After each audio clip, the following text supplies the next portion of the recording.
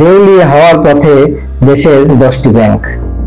জালিয়াতি ও লুটপাটে দেশের 10 ব্যাংক দেউলিয়া হওয়ার পর্যায়ে চলে গেছে। অন্তর্বর্তী সরকার এসব ব্যাংকে রক্ষার চেষ্টা করছে বলে জানিয়েছেন বাংলাদেশ ব্যাংকের গভর্নর আহসান এইচ মনসুর। রোববার কেন্দ্রীয় ব্যাংকে সমসাময়িক বিষয় নিয়ে গণমাধ্যম কর্মীদের সঙ্গে আলাপকালে একথা জানান তিনি। কেন্দ্রীয় ব্যাংকের গভর্নর বলেন, আমরা আশা করি না কোনো ব্যাংক দেউলিয়া হবে, তবে এটাও ঠিক অনেক ব্যাংক দেউলিয়া হয়ে আছে, কিন্তু আমরা কাস্টমারের স্বার্থ রক্ষা করব। এই ব্যাংকগুলোকে আমরা ঘুরে দাঁড়াতে সাহায্য করব, ইনশাআল্লাহ এগুলো ঘুরে দাঁড়াবে। তিনি আরো বলেন, দেউলিয়া হওয়ার পথে 10টা ব্যাংকের মতো সেটা বড় কথা নয়, ওগুলোকে আমরা টার্ন অ্যারাউন্ড করব ইনশাআল্লাহ। দরকার হলে মার্জ করব, কাস্টমার আলটিমেটলি ক্ষতিগ্রস্ত হবে না।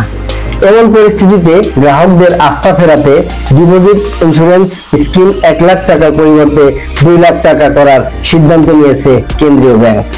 ব্যাংক খাতের অবস্থার কারণে গ্রাহকদের কোনো ক্ষতি হবে না উল্লেখ করে গভর্নর বলেন, ব্যাংক খাতের 95% গ্রাহকের স্বার্থ নিশ্চিত করা হবে। বিশ্বের কোনো দেশেই ব্যাংকিং খাতের আমানতের শতভাগ গ্যারান্টি দেয় না। আমরা 95% গ্রাহকের স্বার্থ নিশ্চিতের গ্যারান্টি দিচ্ছি। দেউলিয়াত্বের পথে থাকা 10টি ব্যাংকের নাম উল্লেখ না করলেও গভর্নর আহসান এইচ মনসুর জানান, বাংলাদেশ ব্যাংক থেকে কোনো প্রতিষ্ঠানের হিসাব জব্দ করা হয়নি, সেটা এস আলমের হোক বা সালমান এফ রহমানের হোক। কোনো প্রতিষ্ঠানের ব্যাংক হিসাব জব্দ করা হয়নি। যদি কেউ এস আলমের সম্পত্তি কিনে তবে নিজ দায়িত্বে কিনবেন, তার দায়িত্ব বাংলাদেশ ব্যাংক নেবে না বলেও সতর্ক করেছেন গভর্নর। টাকা ছাপানো প্রসঙ্গে গভর্নর বলেন, আমরা টাকা ছাপাবো না, তার মানে হচ্ছে আমরা যদি টাকা ছাপিয়ে সব ব্যাংকের সব টাকা শোধ করতে যাই তাহলে আমাদের লক্ষ কোটি টাকা ছাপাতে হবে বা আরো বেশি, সেটা কাম্য নয়।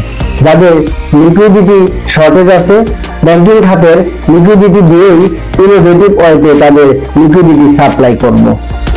এদিন সমসাময়িক বিষয় নিয়ে বাংলাদেশ ব্যাংকে আয়োজিত এই সংবাদ সম্মেলনে এক প্রশ্নের জবাবে গভর্নর বলেন, আওয়ামী লীগ সরকারের আমলে কেন্দ্রীয় ব্যাংকের যেসব নীতি সমালোচিত হয়েছে সেগুলো পুনর্বিবেচনা করা হবে। তো এটাই ছিল আজকের ভিডিওটি ভালো লাগলে অবশ্যই লাইক করবেন, কমেন্টস করবেন এবং সাবস্ক্রাইব করে সাথে থাকবেন। ভালো থাকবেন, আল্লাহ হাফেজ।